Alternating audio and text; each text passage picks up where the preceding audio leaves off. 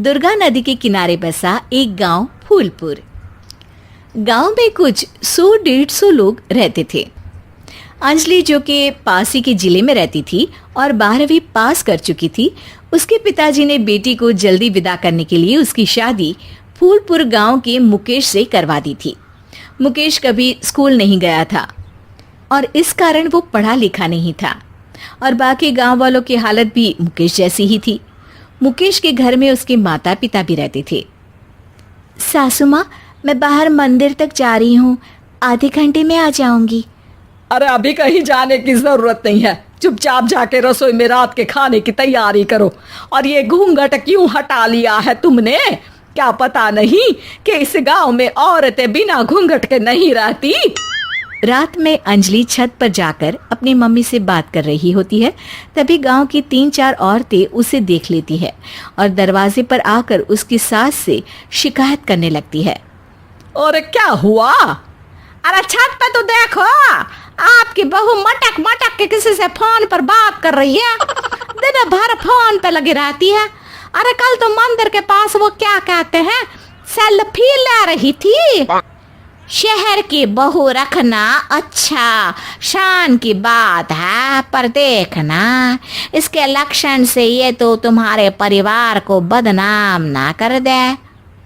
ये पहली बार नहीं था जब सास से गांव के लोगों ने अंजलि की बुराई या शिकायत नहीं की हो। अब तो ये रोज की बात थी। अंजलि ये सब सुन लेती है। जब वो नीचे जाती है तो मुकेश भी वहां आ जाता है। सास कहती है, बेटा, लोग घर आकर शिकायत करने लगे हैं बहू के कामों की, देख लो। पति हो, संयम से रखो इसे।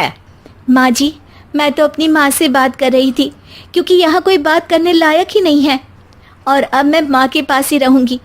वहाँ क्या रहना, वहाँ बाहर के लोग तो ठीक है पर घर के लोग भी इज्जत ना दे सके।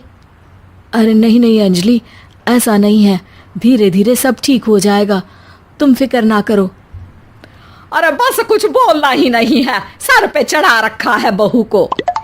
सास मुकेश की नरम बात सुन के वहां से मुंह चढ़ाकर चली जाती है। मैं तो कहती हूँ हम दोनों शहर चले जाते हैं।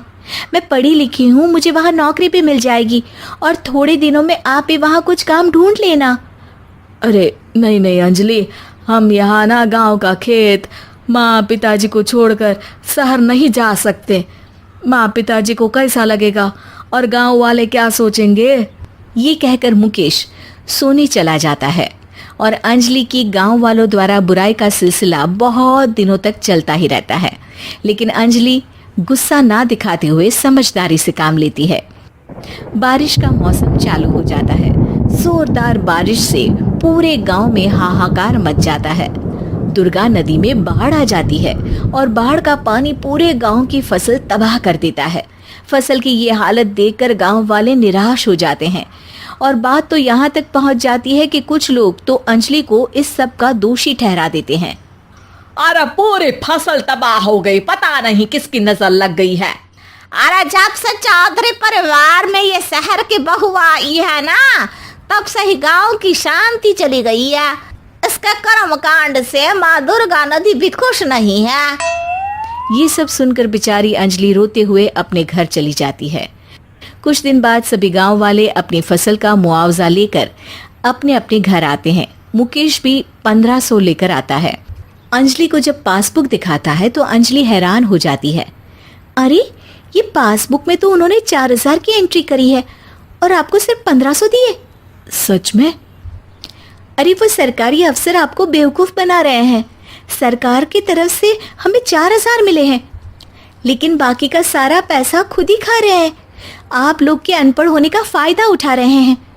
ये सब सुनकर मुकेश परेशान हो जाता है लेकिन अंजलि उसे हिम्मत से काम लेने को कहती है और सुबह होते ही मुकेश को पंचायत कार्यालय ले जाती है और साथ में गांव के और लोगों को भी। आप सरकारी बाबू क्या गांव के लोगों को बेवकूफ समझते हैं?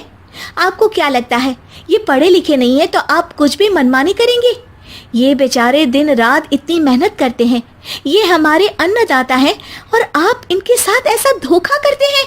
अरे क्या बके जा रही है ये लड़की, किस धोखे की बात कर रही है? अपने कांड करके नदी माँ को नाराज करके हमारा नुकसान करके इसे चैन नहीं मिला क्या? सरपंच जी, इन सरकारी बाबू ने मुझे बेवकूफ बनाया है और मेरे हिस्से के पैसे खुद चट कर गए। बस ये सुनते ही सरपंच वहां से दुम दबाकर भाग जाता है। पता चलता है कि जनपद अधिकारियों ने गांव के सरपंच के साथ मिलकर सबके साथ धोखा किया है।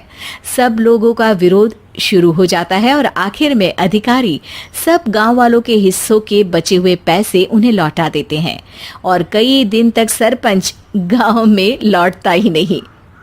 अंजलि, तुम नहीं होती तो हम गांव वालों को तो पता ही नहीं चलता कि ये हमें हर बार बेवकूफ बनाते हैं। हाँ हाँ अंजलि बेटी, हमें माफ कर दो। हम सब तुम्हें बुरा भला कहते रहे, लेकिन तुमने ही आज हमें बेवकूफ बनाने से बचाया है। हमें तुम पर गर्व है बेटी। अब समझ आया कि सरपंच तुमसे नहीं, तुम्हारे पढ़े लिखे होने से नफरत करता था। क्यों ना इस बार हम अंजलि को ही सरपंच पद के लिए चुन ले? क्या कहते हो गांव वालों? पढ़ी लिखी सरपंच। बस पूरा गांव अंजलि के लिए ताली बजाता है और अंजलि की सास